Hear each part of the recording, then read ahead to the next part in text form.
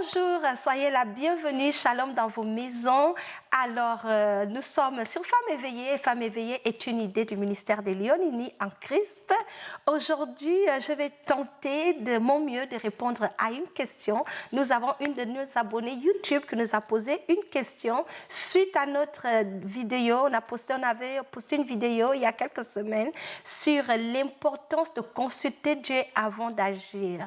Maintenant, cet abonné, je pense qu'elle se prénomme Ariane et en voyant son nom de famille, je suis certaine qu'elle est gabonaise. Sois bénie, ma soeur gabonaise. Alors, je vais m'atteler à répondre à ta question du mieux que je pourrai. Alors, pour vous qui me regardez, la question d'Ariane était de savoir comment consulter Dieu pratico-pratique. Donc, aujourd'hui, je vais apporter vraiment un exemple pratique. Comment tu fais cette affaire-là de consulter Dieu? Comment ça se passe? Nous allons faire de notre mieux pour démontrer cela.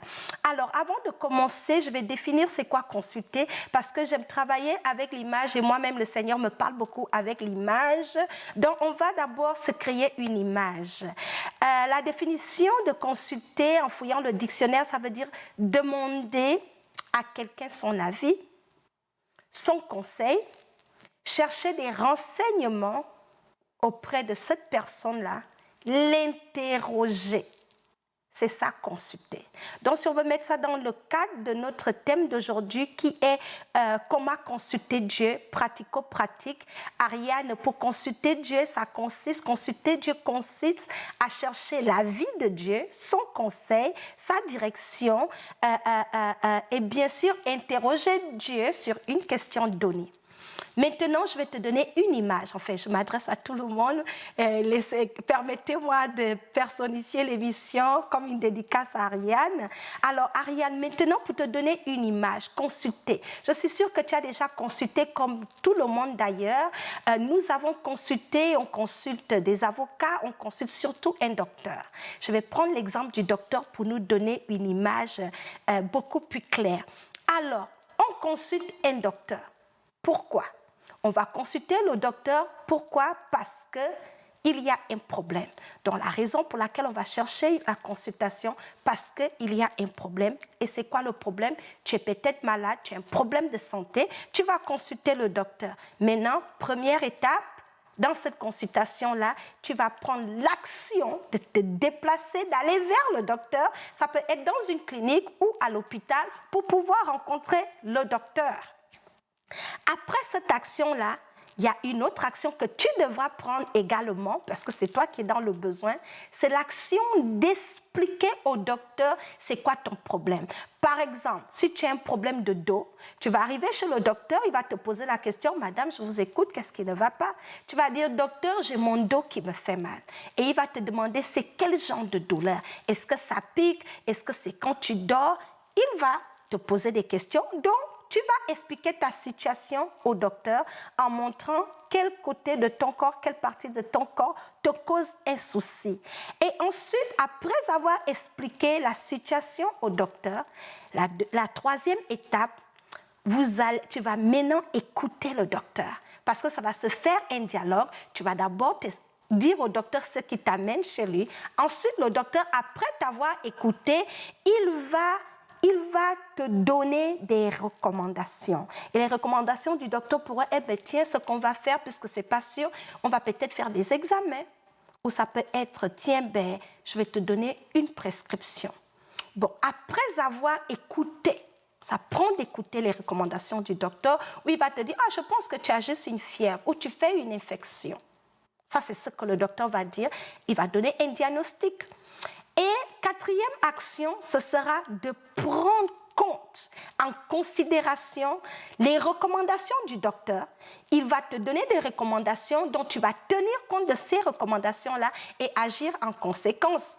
Il pourra te dire, comme c'est un mal de dos, exerce-toi, ou bien, madame, perdez un peu de poids. Peut-être c'est votre poids qui cause la peine dans votre dos. Je ne sais pas. Le docteur va te donner des recommandations. Et suite à ces recommandations, il va te donner une prescription que tu devras suivre. Ça pourrait être, va en pharmacie, achète l'aspirine et la douleur va s'arrêter. Donc voilà un peu l'image.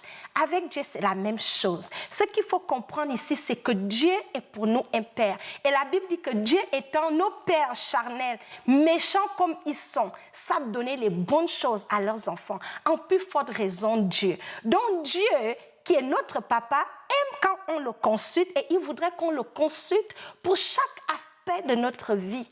Tout ce qui concerne, petit, grand, moyen, peu importe les situations qui te trouvent dans ta vie, Dieu est la personne vers qui tu dois recourir pour trouver des réponses, pour trouver de l'aide, pour trouver la direction, le conseil et obtenir des instructions, parce que Dieu est notre Père. Maintenant, nous allons voir un verset et je vais commencer par le Psaume chapitre 32, verset 8. La Bible dit, « Je t'instruirai » ça c'est Dieu qui parle. Je te montrerai la voie que tu dois suivre, je te conseillerai et j'aurai le regard sur toi. Notre deuxième verset se trouve dans Proverbes chapitre 3, versets 5 à 6. Dans ce verset-là, Dieu dit, « Confie-toi à l'Éternel de tout ton cœur et ne t'appuie pas sur ta propre sagesse, reconnais-le dans toutes tes voies et il aplanira les sentiers. » Donc tu vois que Dieu nous encourage à nous confier en lui pour pouvoir aplanir les sentiers, pour pouvoir nous conduire, pour pouvoir nous donner la voie. C'est dans sa parole, c'est une invitation qui est déjà disponible pour chaque enfant de Dieu de recourir à Dieu. Maintenant, j'ai dit plein de choses. Tu vas me dire, mais Fifa, comment toi tu as fait? Alors je vais nous donner un exemple. Un exemple pour nous aider maintenant à voir, on a amené ça au niveau du docteur. Maintenant, comment je fais? Je consulte Dieu quasiment sur tout. Je n'ai pas d'autre recours. Donc, je parle de n'importe, de tout ce que j'ai à cœur, dont je ne sais pas quoi faire. Je recours toujours à Dieu. Tu peux recourir à Dieu pour demander le choix de ton conjoint. Tu peux poser des questions à Dieu sur quelque chose, n'importe quoi concernant ta vie. Maintenant, comment est-ce que tu le fais? Tu veux savoir comment ça se fait. Alors, la première chose que je veux dire pour aller dans cette étape-là, l'exemple sera comment j'ai su que mon mari était l'homme que je devais épouser. Alors, la première étape, dans mon cas, j'avais un problème. C'est que voilà, il y avait ce bel homme-là qui était intéressé à moi parce qu'il était vraiment mignon, mon mari, quand je l'ai vu, j'étais oulala. Fait que là, j'ai ce oulala là devant moi avec des lèvres roses, oulala, trop mignon, bien en forme, athlétique. I'm like, yes. Donc ça, c'est la chair qui a vu et puis tu es comme ça y est, voilà le mari. Mais comme je ne voulais pas faire d'erreur, j'ai dit, Seigneur, je soumis le problème à Dieu et mon problème c'était de savoir si c'était l'homme que Dieu s'était choisi pour moi. Donc la première étape, j'ai un problème. Comment savoir que c'est celui-là que je dois épouser? J'ai soumis ce problème à Dieu. Et la deuxième étape, j'étais précise. Il est très important d'être précise. Il ne faut pas parler beaucoup de français. Seigneur, j'ai trouvé ce gars-là, il s'appelle comme ça, il me plaît bien. Mais est-ce que c'est l'homme que tu t'es choisi pour moi? Seigneur, comment puis-je savoir que ça, c'est ta volonté pour ma vie? J'ai soumis ça à Dieu et j'ai été précise dans ma demande. Je n'ai pas parlé d'autres affaires, j'ai précisé le problème. Ensuite, après avoir précisé le problème à Dieu, ce que j'ai fait, comment dirais-je, la prochaine étape est de maintenant être à l'écoute. Très important d'être à l'écoute. Parce que Dieu nous parle. Vous ne voulez pas le croire, je vous assure à 100%. Dieu nous parle et de plusieurs manières. Là, tu as un problème. Comment savoir si c'est ton gars? Alors, le Seigneur, je lui ai posé la question et je suis restée à l'écoute pour voir ce que Dieu va me dire. Et lorsque tu es à l'écoute pour un problème que tu soumets à Dieu, il faut déjà prendre des renseignements. Donc, pendant que je soumettais ce problème-là secrètement à Dieu, je faisais maintenant les enquêtes pour rassembler les informations, pour venir présenter à Dieu, il est comme si j'ai vu ci, ça. Dans mon cas, j'avais déjà une liste. Très important. J'avais une liste et j'ai travaillé avec le Seigneur avec cette liste-là. C'était quoi cette liste-là? Parce que lorsque tu viens devant Dieu, tu as déjà ta petite idée. Donc, il est important d'être honnête pour dire à Dieu que le gars-là, il me plaît bien. Ta petite idée, c'est qu'il est comme si tu regardes peut-être le physique. Donc, j'avais une liste. Et dans ma liste-là, la Bible dit que Dieu nous donne le désir de notre cœur. Et dans ma liste-là, j'étais très précise. Dans la liste, je voulais un homme qui ne fume pas, qui ne boit pas. Je voulais un homme qui ne pouvait pas négocier. Il y a des valeurs non négociables que moi j'avais et que je ne voulais pas compromettre. Il était important que l'homme que je vais épouser soit un homme converti, né de nouveau, qui craigne Dieu. Il était important qu'il ne fume pas, qu'il ne boive pas. Il était important qu'il soit un homme de cœur, un homme qui aime la famille, parce que moi je suis toujours entourée de près de personnes. Alors, il me fallait ça. J'ai soumis tout cela à Dieu, cette liste-là. Et à chaque fois que j'allais vers le Seigneur, j'examinais ce que Dieu disait sur le choix du mari. Là, la prochaine étape était savoir comment Dieu me parle. Donc, j'ai examiné les Écritures sur ce que Dieu dit dans le choix du mari. Quel genre d'homme nous devons épouser? Quelles sont les responsabilités de ces hommes-là? J'ai consulté Dieu et j'ai consulté sa parole. L'autre chose, j'ai écouté des enseignements sur le mariage. Je me suis confiée à des hommes de Dieu pour leur expliquer les problèmes. Et tout ce qu'on me disait à gauche et à droite, j'écrivais et j'examinais ça pour voir si c'était vraiment ce que Dieu disait. Donc, il est très important et j'ajustais ma liste au fur et à mesure que Dieu me donnait des instructions. Il est important de savoir ici que quand Dieu nous parle, il utilise certains canaux comme par exemple des visions. Tu vas voir un rêve qui te montre, peut-être tu es en train de te marier avec ce gars-là. Il peut également te parler au travers d'autres personnes qui vont venir te confirmer. Ben, je vous ai vu, ce gars-là, je pense que vous allez bien. Le Seigneur va confirmer si c'est la bonne personne et de plusieurs manières, par des visions, par des rêves, au travers des prophéties, au travers de la bouche des hommes de Dieu. Même tes parents, ton père, ta mère peuvent également te parler. Des gens qui sont près de toi vont confirmer également parce que le Seigneur va te parler d'une manière ou d'une autre. Et donc, je faisais des recherches sur le mariage. C'est très, très important. Et l'autre chose, c'était que je comptais également sur l'aide du Saint-Esprit. À chaque fois que je sortais pour un repas avec mon mari, j'examinais ses actions.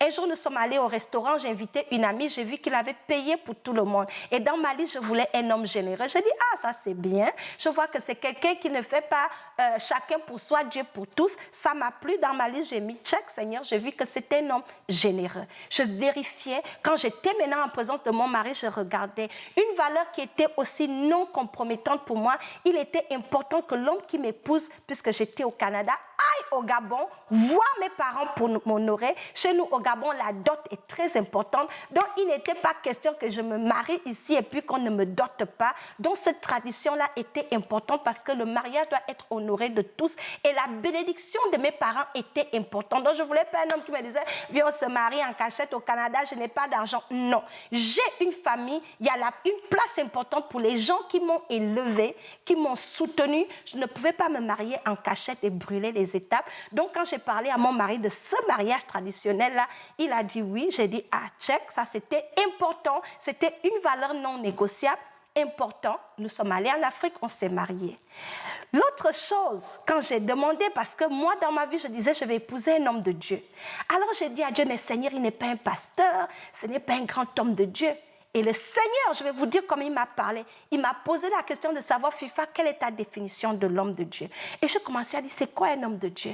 Et au fur et à mesure, je suis restée longtemps sur cette question parce que physiquement, je regardais mon mari. Il n'avait pas un titre d'un prédicateur, d'un homme de Dieu, parce que je voulais un homme qui serve le Seigneur avec moi. Et un jour, le Seigneur m'a confirmé et il m'a dit qu'un homme de Dieu, c'est tout simplement quelqu'un qui crée mon nom. Ce n'est pas forcément le fait que tu aies un titre de pasteur ou d'apôtre qui fait de toi un homme de Dieu. Et il m'a donné l'exemple que n'as-tu jamais vu un pasteur ingrat, un pasteur abusif, un homme de Dieu qui bat sa femme, un homme de Dieu égoïste, un homme de Dieu qui n'est même pas le bon choix. Donc ne pars pas avec cette idée erronée. Donc sur ma liste, j'ai ajusté, j'ai effacé homme de Dieu égale à un homme qui craint Dieu.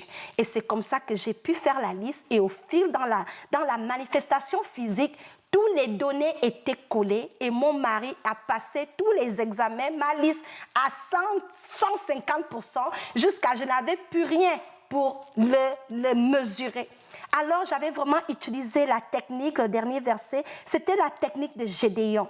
Gédéon, dans la Bible, a dit à Dieu, Seigneur, si j'ai trouvé grâce à tes yeux, donne-moi un signe pour me montrer que c'est toi qui me parles. Alors, je suis allée avec la méthode des signes. Seigneur, s'il dit qu'il va aller au Gabon pour m'épouser, c'est que c'est lui le bon homme. Seigneur, si je vois qu'il ne fume pas, il ne boit pas, check, check, check. Alors, je suis allée avec les signes et j'avais ma liste que je vérifiais et j'écoutais les gens. Et lorsqu'on est arrivé au Gabon, tout le monde l'a approuvé et aimé. Et aujourd'hui, 18 ans plus tard, il est le choix de Dieu pour ma vie parce que c'est une bénédiction qui ne se fait suivre d'aucun chagrin. Donc, c'est comme ça l'exemple pratique que je voulais partager. Soyez ouverts, faites des recherches, renseignez-vous, instruisez-vous, consultez d'autres personnes et soyez sensibles à l'Esprit de Dieu. Le Saint-Esprit ne nous parle pas à la grosse voix « Wow, FIFA !» Non, c'est cette petite voix au-dedans de nous qui va te dire « Fais ça ».